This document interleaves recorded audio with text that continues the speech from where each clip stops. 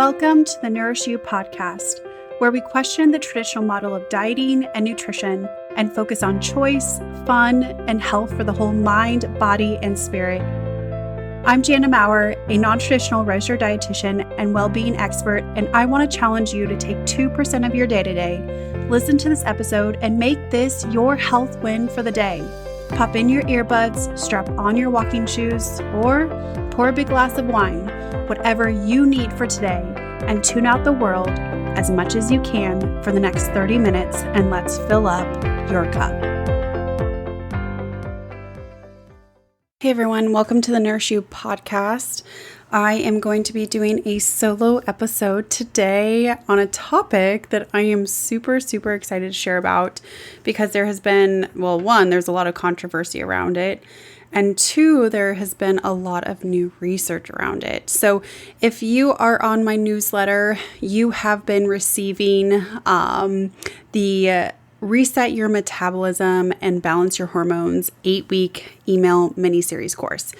If you are interested in getting on this email, please feel free to click the link in the show notes below. We'll get you added. But if you are already on the newsletter, you have been receiving this information. And today I shared about the idea that our age, has no correlation with our metabolism. So this is something that is super interesting. So there was new research that came out in Science, and they found that our age up to about 63 there was no metabolic changes between the ages of 20 to 60, which is very new information. It's a very different perspective because I don't know about you guys, but I've heard all the time, like growing up or just even as I get older or with the women that I coach, that as we get older, it gets harder to lose weight and our bodies change. And so I wanted to take this information and I wanted to really break it down and share it with you so that you had the knowledge and you could decide for yourself what you think. So here's what the study said. Again, this came out in Science. Duke University did a whole write-up on it. Harvard University did a whole write-up on it. So it has really created quite a few waves in the science community. But the recent finding, the study that was done, was conducted on 6,421 individuals. And the individuals ranged anywhere from 8 days old to 95 years of age. And it was in 29 different countries. So from a sample size perspective for research, this was fantastic data. We have a large sample size, we have a lot of variability in age, and we have it across different geographical locations, countries, whatnot. So they did a fantastic job with being able to gather this information. So they really broke it down into 4 phases of energy expenditure. So we have something called TEE, which is total energy expenditure. And we also have our BMR, which is our basal metabolic rate. Now, your total energy expenditure accounts for your basal metabolic rate, your age, your activity level. It counts for everything throughout the day that requires energy to be used. And your basal metabolic rate, your BMR, is essentially everything that your body, calorie-wise, needs in order to function. Easiest way to think about it is like minimally. So this is all the things that your body needs to do all the things that it does without you thinking about it. It's from your heart beating to breath, to digestion, to waking up in the morning, to skin growth. It's all these things that we don't really think about the body doing, that it just does on its own. This is what the BMR includes. And what they found is, so they broke it up into 4 phases of these energy expenditures from the total energy expenditure and the basal metabolic rate. And they broke it into 1 month to 1 year, 1 year to 20 years, 20 years to 60 years, and 60 plus years of age. So I'm going to focus on the 20 to 60 years because, one, this is likely the category that most of you that are tuning in fall into, and 2, the category that most of my clients fall into as well. And in the 20 to 60 years of age range, they found no difference in metabolic rate. So this is very, very interesting. They did see a decline in total energy expenditure around the age of 63. And they did see some decline in basal metabolic rate around the age of 46.5. But in that study, they did say that is a questionable age, the 46.5, because they didn't actually have a large enough sample size. So they did say that was one of the limitations of the study. So they did note that after the age of 60, there was a 0.7% decline in our overall metabolic rate, or that energy expenditure, and that was related to many different factors. But what they went into and what they were really exploring a lot more of is between that 20 to 60 years of age, there were a lot more variabilities that can contribute to, and I'm air quoting, a decreased metabolism than simply age. So certainly age is a factor, and I will say I'm going to give a little bit more information on the back end because I think that this is great new information. I think it really expands out how we look at our bodies from a longevity perspective and what we believe about our bodies from a long-term perspective. So I fully believe that, when you can see yourself being healthy for many more years to come, you will make that happen. But if it's been planted into us that after the age of 30, it's going to be basically so much harder to lose weight. You're just going to gain weight. Then you get into hormones and menopause and all these other things. It's going to be horrible. And you should just basically give up. That is the conversation that I've heard so often around women's health, and particularly around women that age. And I just don't believe that. I know someone, Janie J, I'm going to do a shout out. She might be tuning in. But she's been just such a fantastic mentor, and she's been someone that I want to model my life after because she's had so many different transformations. And she has, after the age of 50, she was on this podcast. You can go back and listen to her episode. She was one of my earlier guests. After the age of 50, she shares what she did in order to lose over 50 pounds and literally transform her health and her life. And now she is showing biologically younger than her actual age. So I believe that it's all based on what we plant in our mind. That planting, that seed, is really what we eventually will create. So I don't think that age has to be something that we say, oh dear God, I'm getting older and so everything you just have to give up. I don't like that mindset, but there is some truth in that. So there is some truth in, as we get older, the way that we absorb nutrients changes. As we get older, our lifestyles change. So this is what I really want to draw out from this study that I think is so, so important, and something that I share with my coaching clients all the time. Hey everyone, it's Jana, and I wanted to interrupt your content real quick to tell you about something that I've been using every single day, OWYN protein drink. I've been using it for the last year now and absolutely love this product. It's been something that's been so helpful to meet my protein needs, to meet my calorie needs, and to meet my overall nutrition and performance goals. I am super picky when it comes to recommending different products or supplements because I take a whole foods-based approach. So I highly encourage you to check this out for yourself, see if you like it. I do have a discount code for you. You can click the link in the show notes below. At checkout, you can put JanaM20 to get 20% off and check it out for yourself. Now back to the episode. Is because I'm such a huge believer in our environment and our lifestyle being able to trigger our health. So we have shown in so many different areas of study, from nutrigenomics, where we look at the upregulation and deregulation, so basically turning on and off gene expression based on the nutrients that we give our body. We have also shown that the environment in which you live in can determine your health outcomes.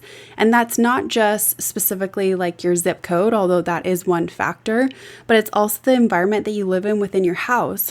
For example, if you have all this clutter and your house is all like always dirty and that's not what you want it to be, 9 times out of 10, you have more anxiety than what you need.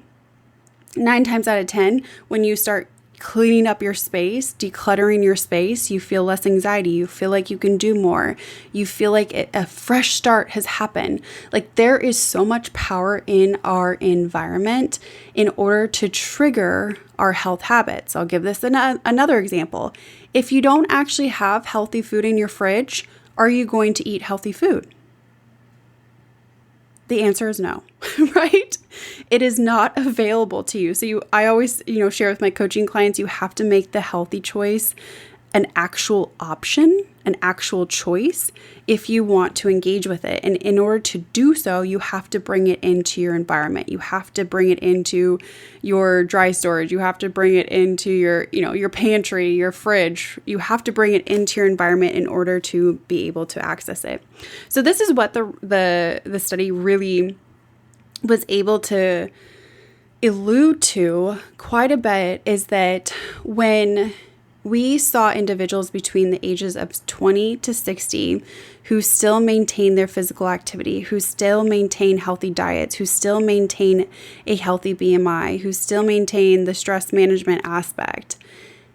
There was no change in metabolic rate. It remained consistent between those ages of 20 to 60. Again, with that overall decline that they did note at around age 63. So there are changes in that we want to be able to acknowledge as well. So this goes into really thinking about, well, what happens as we get older?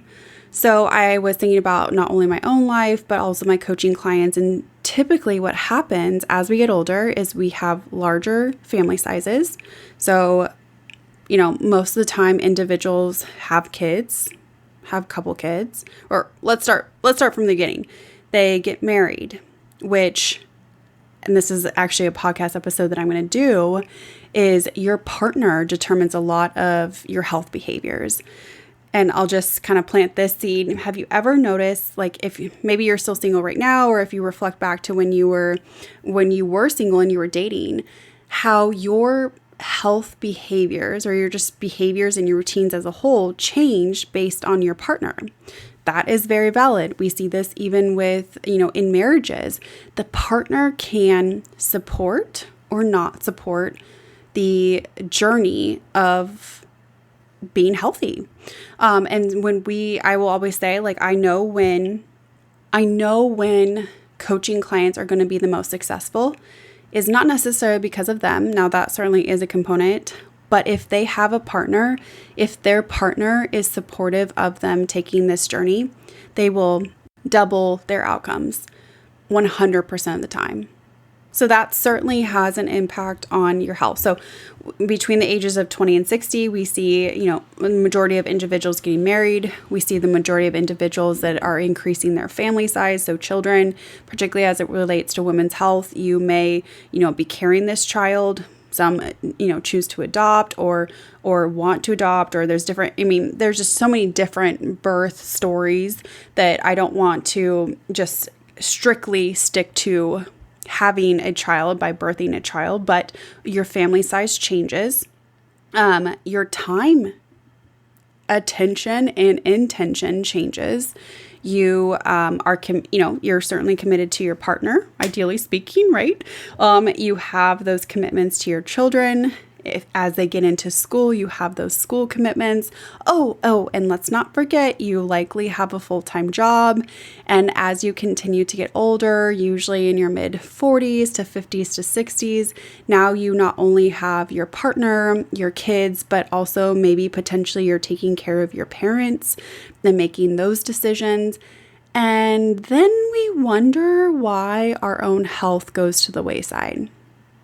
Because you have all these other commitments, all these other responsibilities that are taking your time. And so we see a decline in physical activity.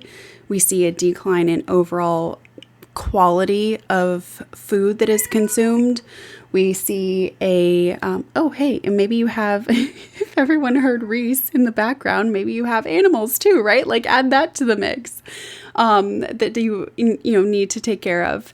But all of these things are greater factors in your life, in your health journey, than simply age. So instead of really being able to essentially like just throw your hands up in the air and say, well, it's going to be so much harder to lose weight, or I'm not going to be able to lose weight because I'm such and such age. Let's really step back and away from that thinking and say like, wow, maybe there's a lot of other factors that are impacting my lifestyle at this time, not just getting older, not just the age factor, which is kind of ageist if we think about it. And I always think that it's very interesting too, that this is typically very much so more marketed towards females than it is males. Now that's a whole other thing. Men have their other aspects to them as it relates to getting older or whatnot. But this is a big one for females. This is a big one where the conversations at the doctor's offices likely don't go too smoothly. We're already seeing hormone changes. There is a lot of stress. There's a lot of time that's more sedentary. There's just a lot of things.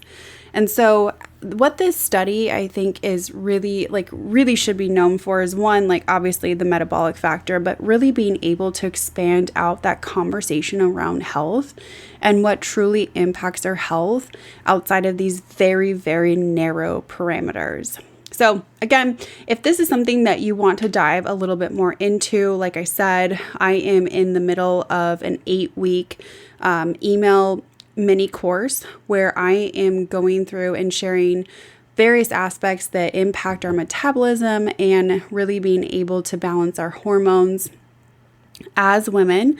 If this is something that you are interested, I would love to be able to add you. Again, click the link that's in the show notes and we'll get you added.